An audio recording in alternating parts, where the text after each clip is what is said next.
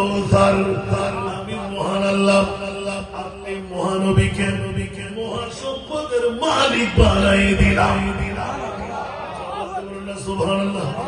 সম্পদকার মালিককে আল্লাহ তৈরিকারী, আল্লাহ পয়দায়েশকারী, মালিক বানাইলেন আমার নবীকে। বলেন না সুবহানাল্লাহ। আল্লাহ এলান দিলেন, আমি মনিবকে পেতে চাই না, অন্য আরেকটি দরওয়াজা নাই, একটি মাত্র দরওয়াজা। আমরা যে পথ দিয়ে আসো আমার নবীর কাছে আসতেই হবে। আমি আল্লাহ ঘোষণা দিলাম,